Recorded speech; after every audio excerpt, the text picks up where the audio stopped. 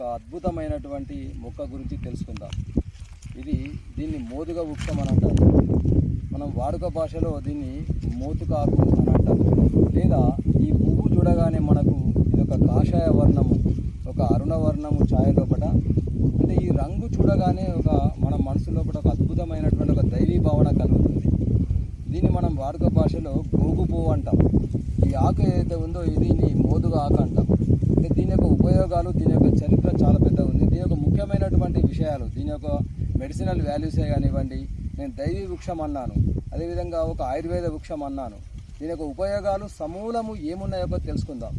ముఖ్యంగా ఇది చూడండి, ఇది గోగు పువ్వు. అంటే ఇది ఒక కాషాయ వర్ణంలో ఉన్నటువంటి గోగు పువ్వు. ఇది సంవత్సరంలో కేవలము 2 నెలలు మాత్రమే, అంటే ఈ ఫిబ్రవరి మార్చి మాసాలలో మాత్రమే ఇది మనకు ప్రకృతి మాత వరంగా ప్రసాదించినటువంటి వృక్షము ఈ యొక్క గోగు పువ్వు. కేవలము సంవత్సరంలో ఫిబ్రవరి మార్చి మాసాలలోనే కనబడుతుంది. ఫిబ్రవరి వస్తుందంటే, ముఖ్యంగా మహాశివరాత్రి పండుగ వస్తుందంటే ఈ ప్రకృతి అంతా కూడా మనకు విపరీతంగా కనిపిస్తుంది. గోగు పువ్వు చెట్టు, మోదుగ చెట్టు, మోతుకాకు చెట్టు.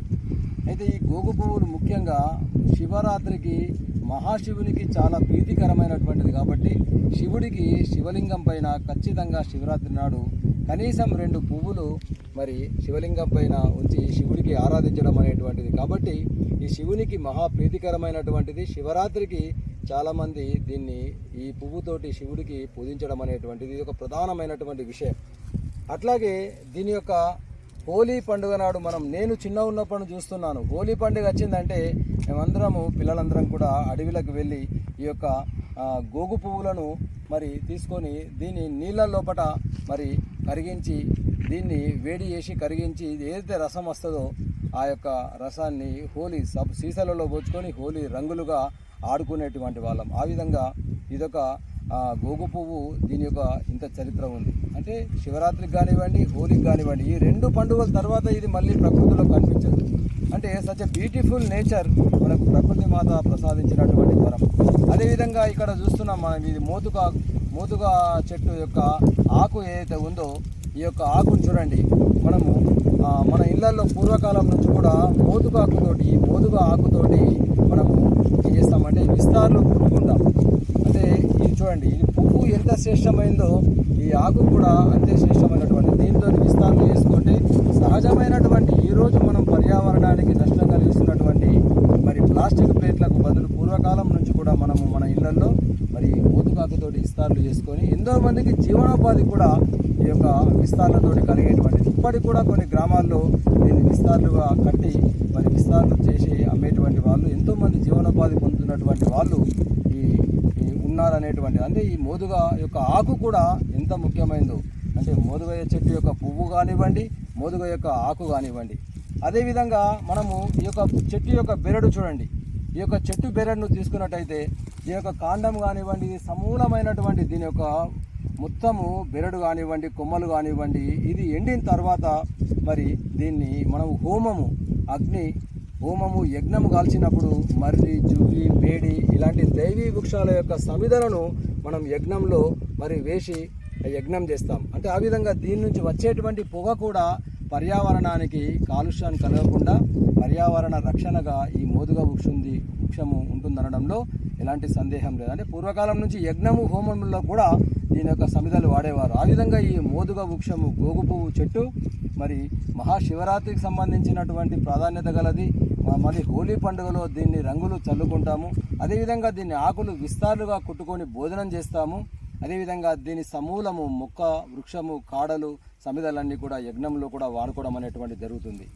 అయితే ముఖ్యంగా దీనికి ఆయుర్వేద పరమైనటువంటి ఏమన్నా ప్రాధాన్యత ఉందా అని పరిశీలించినట్టయితే ఇది ఆయుర్వేద పరంగా చాలా చలువ చేసేటువంటి వృక్షము.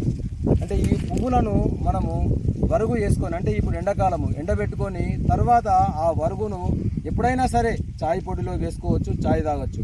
లేదా ఈ యొక్క పువ్వులను మనము వేడి నీళ్ళల్లో మంచిగా వేడి చేసుకొని ఆ యొక్క వచ్చినటువంటి ద్రవాన్ని, ఆ నీళ్లను మనం గరం నీళ్లను ఇందులో పువ్వులు వేసుకొని గరం చేసుకొని చాయ్లా కూడా తాగొచ్చు. అంటే షుగర్ కానీ ఏదైనా వేసుకుంటే సహజంగా కూడా ఇది తీయగా ఉంటుంది. అంటే మన బాడీ లోపలికి వెళ్ళి ఇది చలువ కలిగించేటువంటి పదార్థం. అంటే ఎంత ముఖ్యమైనటువంటిదో మనం మీరు చూడవచ్చు.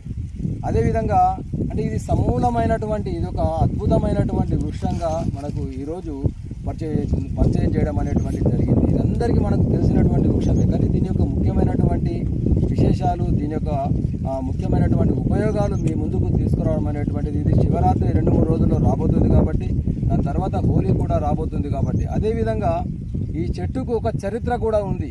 చరిత్ర అనగానే మనకు ఆశ్చర్యం కలిగిస్తుంది. దీన్ని మోదుగ పూలు అంటాం. మోదుగ చెట్టు కాబట్టి మోదుగ పూలు.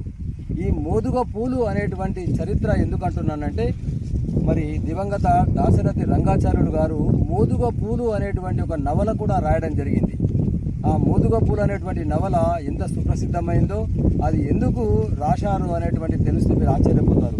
ఇదే మోదుగ పూల పేరుతోటి వారు మోదుగ పూలు అనేటువంటి నవల రాశారు. ఆ నవలలో నిజాంకు వ్యతిరేకంగా మరి తెలంగాణ ఉద్యమ చరిత్రను అందులోపట పొందుపరచడం జరిగింది. ఆ విధంగా ఇదొక చరిత్రాత్మకమైనటువంటి వృక్షంగా, ఇదొక గోగు పువ్వు చెట్టు అనుకోండి, మోదుగ చెట్టు అనుకోండి, మోతుగాకు అనుకోండి, ఇదొక అద్భుతమైనటువంటి వృక్షంగా మనకు విరాజిల్లుతుంది. ప్రకృతి మాత such a beautiful world, beautiful nature మనకు ప్రసాదించినటువంటి వరము. ఆ ప్రకృతి మాతకు ఒకసారి వందనాలు సమర్పిస్తూ మరి ఈ యొక్క చిన్న వీడియోను మీ ముందుకు తీసుకురావడం జరిగింది. ఈ వీడియో మీకు నచ్చినట్టయితే అందరికి కూడా షేర్ చేయండి. అదేవిధంగా ఈ ఛానల్ను దేశం కోసం, ధర్మం కోసం మరి సబ్స్క్రైబ్ చేయాలని కోరుతూ జై హింద్, జై శ్రీరామ్.